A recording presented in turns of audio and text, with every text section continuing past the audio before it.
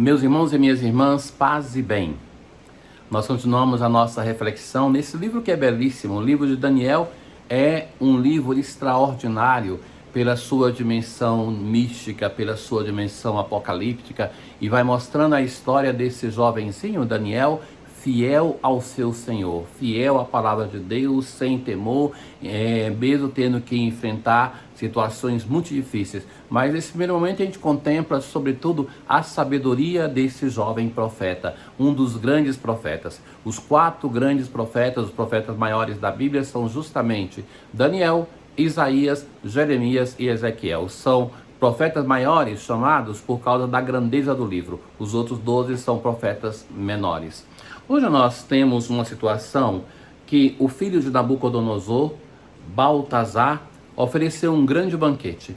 E naquele banquete ele resolveu profanar os vasos sagrados de ouro e de prata que foram roubados de Jerusalém, e manda trazê-los. E ele, com a sua corte, bebia o vinho e engrandeciam os seus deuses de ouro e de prata.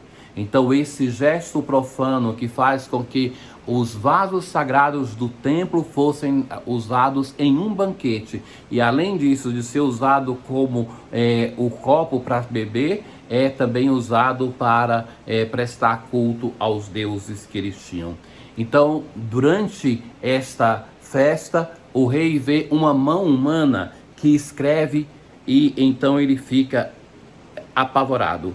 Então vai dizer o texto de Daniel: alterou-se o semblante do rei, confundiram suas ideias, e ele sentiu vacilarem os ossos dos quadris e tremeram os joelhos. Então o rei, nesse momento, no seu pecado, quando aparece a mão que escreve, então ele fica apavorado.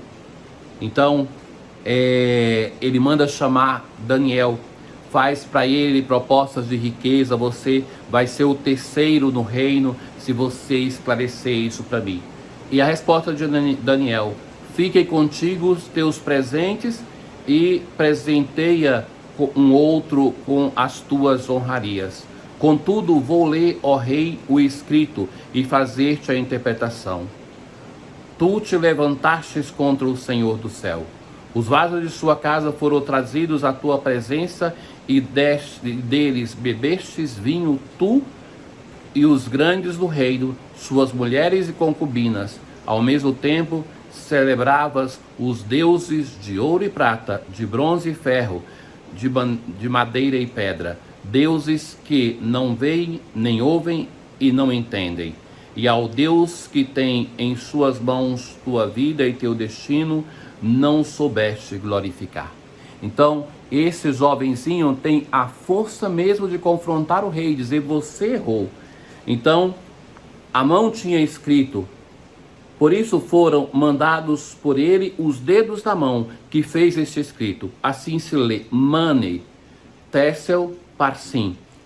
Deus contou os dias do teu reinado e deu por concluído.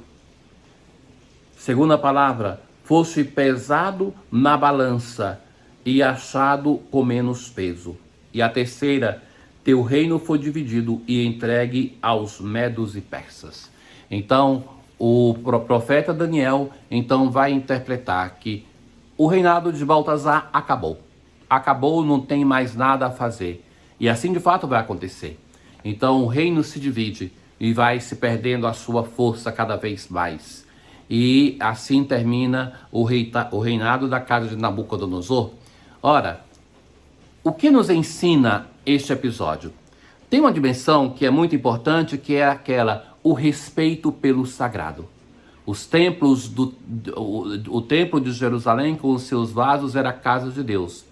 Mas devo confessar que muito mais é a casa de Deus, aonde nós rezamos, aonde nós estamos, aonde o Senhor se faz presente na sua palavra e na Eucaristia. E tudo aquilo que nós tocamos para todos aqueles que são ministros da igreja, que seja o ministro da palavra, tocando a palavra de Deus, que seja o mestre, tocando os vasos sagrados, que seja os coroinhas, que sejam os ministrantes, que sejam os cerimoniários, qualquer pessoa que toca com o sagrado, mesmo nós sacerdotes, os ministros ordenados, devemos saber que estamos tocando em algo sacro e que nós não podemos profanar esses objetos com o nosso pecado, com a nossa imprudência, com o cuidar mal.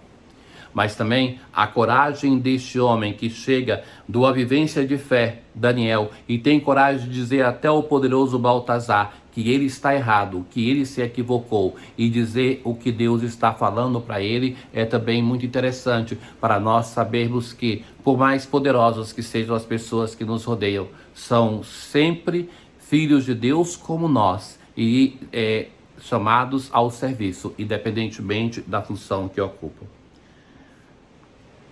Jesus continua o seu discurso no Templo de Jerusalém, falando aos discípulos, não somente aos admiradores do templo.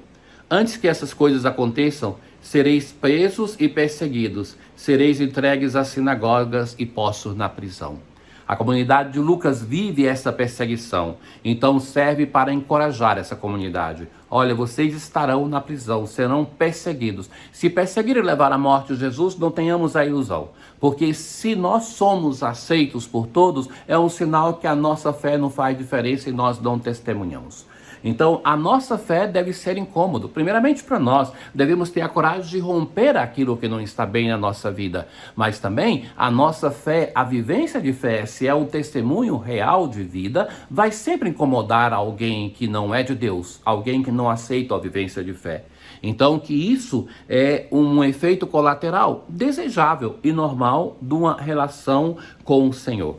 Sereis levados diante dos reis e governadores por causa do meu nome. Mas veja que é interessante que o Evangelho fala que serão levados diante dos poderes deste mundo, mas também diante dos poderes religiosos de Israel. Como foi Jesus? Diante dos poderosos deste mundo e nas sinagogas.